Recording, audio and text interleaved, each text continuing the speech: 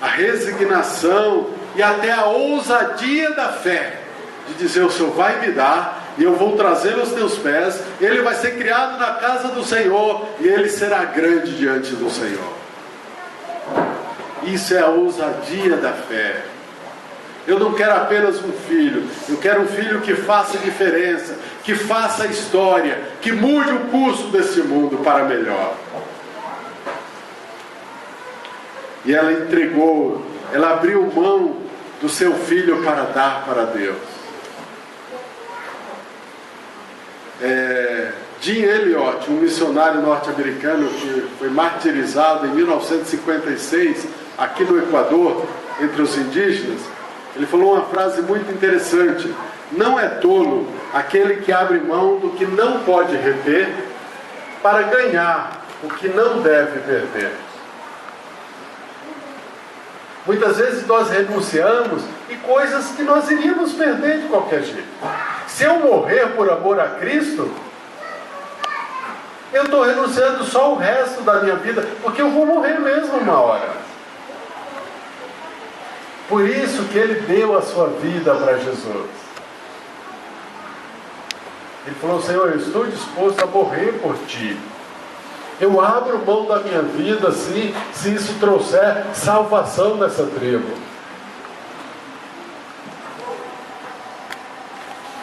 Por isso, não adianta a gente se agarrar ao que não pode reter e se apegar ao que você vai perder de qualquer jeito. Esse sim é o tolo. Por isso, se você sente que você não tem renunciado a certas coisas para com o Senhor, fique em pé também, vamos orar novamente, vamos fazer uma oração de renúncia, dizendo: Senhor, eu não quero segurar aquilo que eu não posso reter, eu quero abrir mão por amor a Ti, até da minha vida, por amor a Ti, porque eu não posso perder a minha salvação, eu não posso perder o grande galardão, o galardão que o Senhor tem para mim no céu. Olha o que ele disse: não é tolo aquele que abre mão do que não pode reter para ganhar aquilo que ele não deve perder. Vamos orar. Pai bendito. E o último ponto: uma mulher de fé produz um fruto excelente. O seu filho, que ela deu ao Senhor, e deu definitivamente, não emprestou, porque ela era esposa de um sacerdote, ela era da tribo sacerdotal, seu filho também era um sacerdote, e o seu filho tinha que vir e servir na casa do Senhor dos 25 aos 50 anos. Esse já era a missão dele. Mas o que ela fez? Não, ele não vai vir com 25, não. Ele vai vir depois de desmamado. Eu fui desmamado com 2 anos e 3 meses. Alguns deram risada, né? Aquele costume era justamente isso. Naquela época se desmamava de 2 a 3 anos. Podemos imaginar o pequeno Samuel sendo trazido à casa do Senhor, para ficar na casa do Senhor com 3 anos de idade, e não com 25, como era obrigatório para todo sacerdote. Por isso, Ana o deu ao Senhor e o trouxe para ser educado aos pés do Senhor, para ser um grande guerreiro na obra do Senhor, ensinado desde pequeno a andar com o Senhor. E ela trouxe no versículo 27, mostrou: esse menino é resposta de oração. Esse menino é um milagre de Deus. Desde cedo ele foi ensinado isso. Filho, você tem que servir o Deus da minha mãe, porque o Deus da sua mãe, Deus da sua mãe é Deus de milagre. Você é um milagre de Deus. E por isso ele cresceu assim. E por isso tal mãe, tal filho. Ele não seria um filho de mamãe. Ele não seria um filho criado debaixo da saia, do rabo de saia da mãe. Ele seria um filho que aprende a enfrentar as lutas da vida logo cedo. Ele seria um filho que aprende a contar com o Senhor mais do que com a sua mãe ou com o seu pai. Ele seria criado nos caminhos da fé. Sabe, queridos, hoje nós temos uma certa mania de superproteger os nossos filhos. Já começa desde o nascimento. No Brasil veio aí a geração cesariana. Eles não passam pela crise do nascimento. Não aprendem a vencer os primeiros obstáculos desde novo. E depois eles seguem assim. E eu vi no Facebook uma mãe colocando: ele será meu eterno bebê. Eu comentei embaixo: isso é perigo. Os pais precisam saber que os nossos filhos precisam crescer. Ana queria que o seu filho crescesse. Ana queria que o seu filho fosse grande e se tornou um dos maiores vultos da história de Israel e da história da salvação e do reino de Deus. Que as mães e os pais que aqui estão sejam pessoas de fé como Ana, tenham sonhos como Ana, que sonhem que os seus filhos façam a diferença nesse mundo, como Samuel fez. Depois de Moisés, é o maior vulto na história de Israel. O homem que fez a diferença, que mudou a história, que levou Israel a vitórias tremendas. Ele começou cedo, aprendendo a andar com o Senhor, a andar nos pés do Senhor, a enfrentar lutas com o seu Deus. O Salmo 27:1 diz: se o meu pai e a minha mãe me desampararem, o Senhor me acolherá. Sim, os nossos filhos precisam aprender isso, contar com o Senhor para vencer as dificuldades da vida. Samuel aprendeu cedo. Quando eu cheguei aqui em São Paulo, então o filho sai cedo para trabalhar, diferente às vezes. E meu pai usava uma expressão muito interessante, né? São Paulo é terra que filho chora e mãe não vê.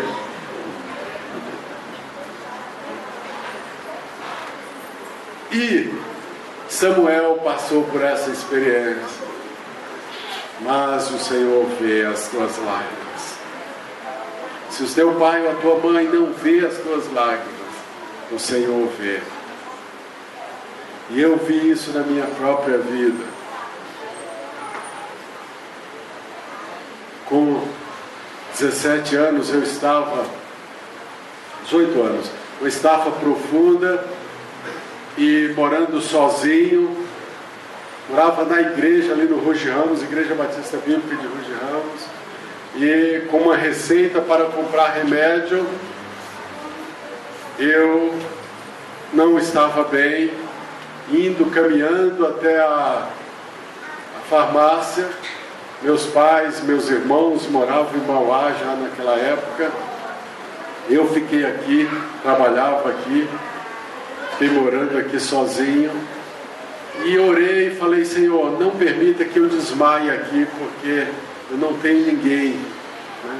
Eu tenho que ir até essa farmácia, comprar esse remédio, voltar, me medicar e descansar ali na igreja. E aí eu comecei a chorar. Eu tenho tantos irmãos, tenho minha mãe, eles me amam tanto, mas nesse momento eles não podem me ajudar. Comecei a chorar quando de repente vinha na minha direção meu cunhado e a minha irmã casada que morava na Sacadura Cabral.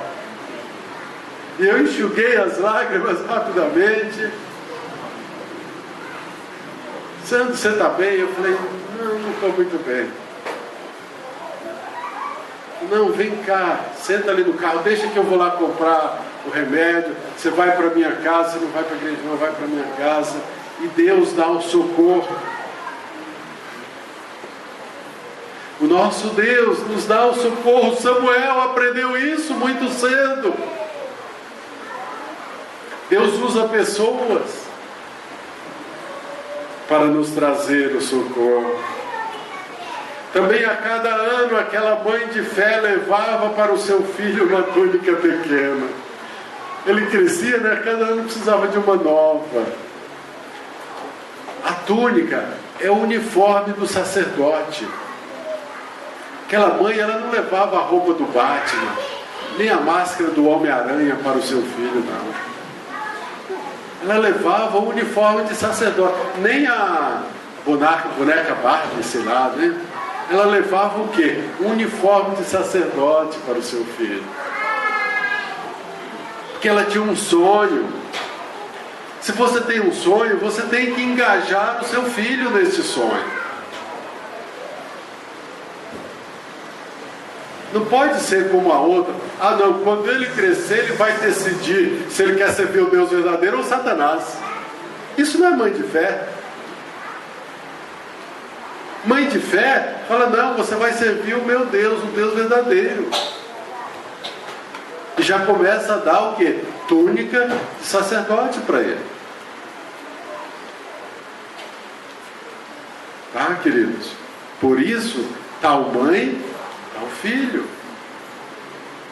Todo ano ela levava uma túnica nova. Eu sei que ele está crescendo, a túnica, e diz uma túnica pequena, né? Mas, falei pequeno, eu lembrei agora de um garotinho de terno. Não, eu vou ser pregador. Ele já vinha de terno na igreja, a mãe comprava para ele. Glória a Deus por isso, né? As mães de fé conduzem seus filhos aos caminhos da fé, tal mãe, tal filho. Meus irmãos, eu já falei aqui, vou falar de novo. A Aimee McPherson, a mãe dela era uma batista. Com 17 dias de vida, chegou com aquela criança no colo, põe o nome aí, matricula ela na escola dominical aí, porque ela é aluna da escola dominical a partir de hoje, ela vai ser assídua. Estava nevando lá fora, estava enrolado em vários cobertores, mas põe o nome dela aí.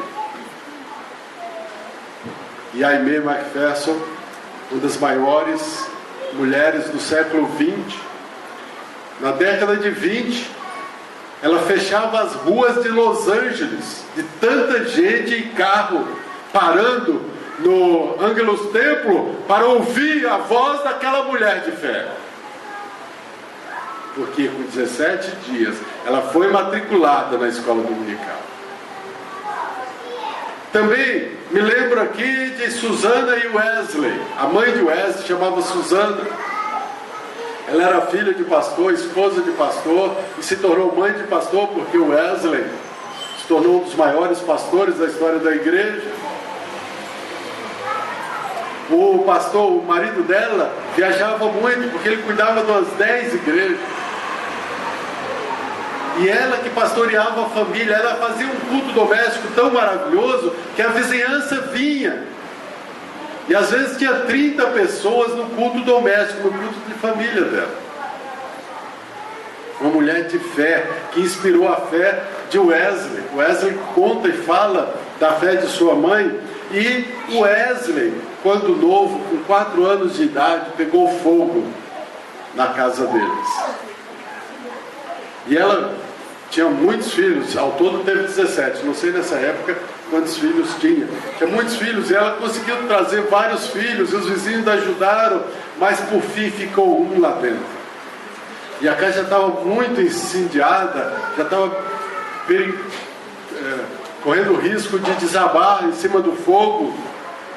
Todo mundo ali fora olhando, e seguraram ela, porque ela ia lá dentro para buscar John Wesley. E eles seguraram ela, falaram, não tem condição, não dá mais, não tem como. E ela falou, Deus, traz o meu pequeno. Aí, na janela em cima, apareceu Wesley lá. E uma pessoa correu, colocou uma escada ali, quebrou aquela janela, agarrou Wesley, desceu correndo, e quando ele chegou no solo, a casa desabou e terminou de incendiar tudo. E Wesley fala, eu sou um tição tirado do fogo. Deus, aquela mulher falou: filho, Deus tem um plano na sua vida. Deus te tirou do fogo para que você faça diferença nessa geração. Por isso, tal mãe, tal filha, tal filho. Samuel também crescia diante de Deus e dos homens, diz o versículo 2, 26, e foi sem dúvida um dos maiores homens da história de Israel. Hoje ele é uma inspiração para nós. Eu gostaria de ter um dom de revelação como Samuel tinha. Eu gostaria de ser fiel a vida inteira como Samuel foi. Gostaria e gosto e creio, espero em Deus. Espero morrer se eu não for ser fiel como Samuel foi. Homem cheio do Espírito Santo, que pôde acabar a sua carreira velhinho, fiel na presença do Senhor. Ninguém podia acusá-lo de nada. De alguém aqui eu roubei, eu tirei algum dinheiro? De alguém aqui eu causei um prejuízo? Para alguém aqui eu fui um escândalo? Um homem que podia falar isso. Esse homem é um exemplo de fé para todos nós.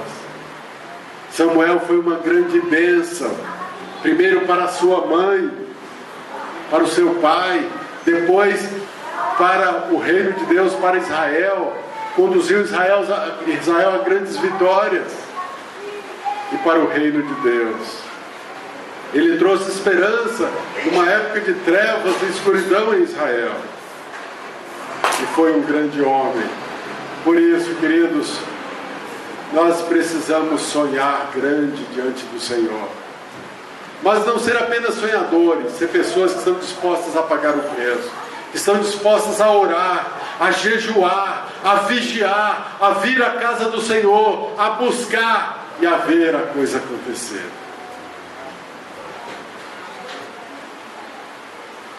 Aleluia! Que as mães de hoje queiram não apenas ser mães, mas ser bênçãos,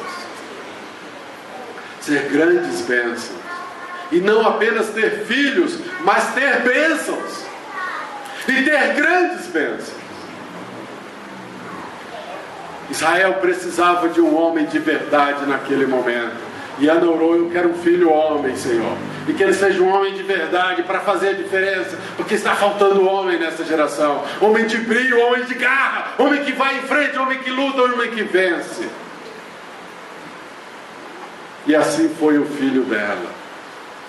Quero chamar o grupo de louvor já se posicionando aqui. Fiquemos em pé todos.